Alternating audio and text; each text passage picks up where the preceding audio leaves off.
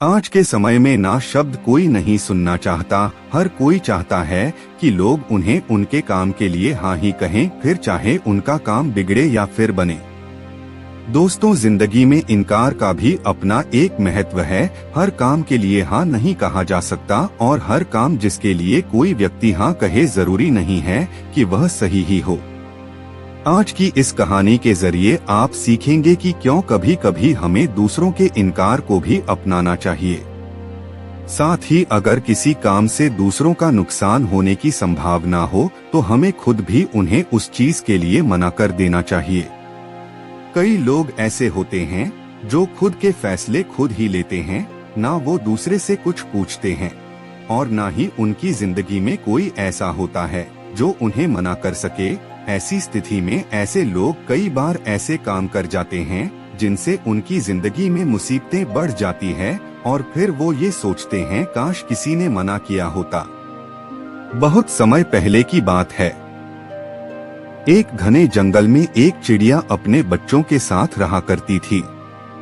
वो चिड़िया जिस पेड़ में रहती थी वह नदी के पास था, जिसकी वजह से चिड़िया को खाने पीने की चीज पास में ही मिल जाती और वो चिड़िया उस जगह को छोड़कर कहीं नहीं जाती। बरसात का समय आने वाला था और जंगल में ये बात फैलने लगी कि इस साल बरसात बहुत होगी और नदी का पानी भी और साल की तुलना में बहुत बढ़ जाएगा। इन बातों से आसपास के सभी पक्षी दूसरी जगह जाकर अपना घोंसला बनाने लग गए, लेकिन वो चिड़िया उस जगह को छोड़कर ज्यादा दूर नहीं जाना चाहती थी। इसलिए वो नदी के पास ही कहीं घोंसला बनाने के लिए कोई बड़ा पेड़ ढूंढने लगी। उस चिड़िया को थोड़ी ही दूर पर दो सबसे बड़े पेड़ मिल गए और वो दोनों एक दूसरे से थोड़ा ही दूरी पर थे।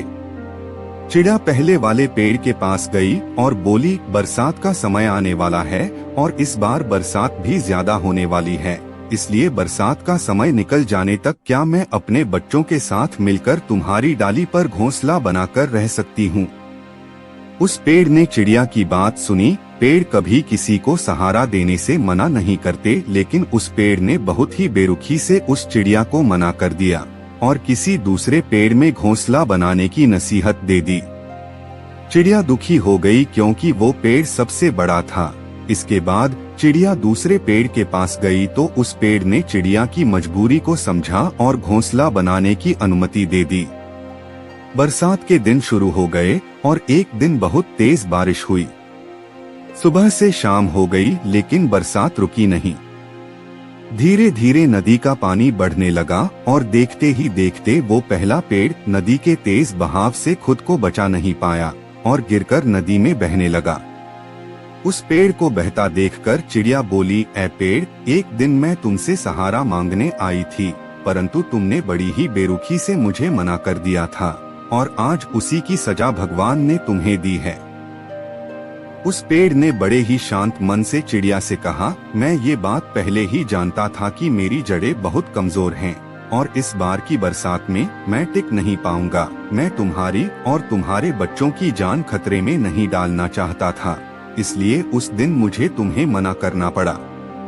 अगर मैं तुम्हें मना नहीं करता तो आज तुम भी मेरे साथ बह जाती। और ये कहते कहते पेड़ बह गया। छोटी सी कहानी ये बात सिखाती है कि हमें कभी भी किसी के इनकार को या जब भी कोई हमें किसी चीज के लिए मना कर देता है तो उस बात को दिल पर नहीं लगाना चाहिए, क्योंकि कई बार चीजें हमारे ही भले के लिए होती हैं। जैसे कई बार घर में बड़े लोग या हमारे माता पिता हमें किसी चीज के लिए मना कर देते हैं तो हमें कभी भी इस बात से लेकर उनसे नाराज नहीं होना चाहिए, क्योंकि वह लोग अपनी समझदारी और हमारा अच्छा बुरा देखकर ही फैसला लेते हैं। किसी के इनकार को उनकी कठोरता ना समझें, क्या पता उनके उसी इनकार से आपका भला हो। इसलिए जिंदगी में समझदारी से फैसले लें, दूसरों के लिए भी और खुद के लिए भी। तो मुझे आशा है कि आपको ये कहानी पसंद आई होगी।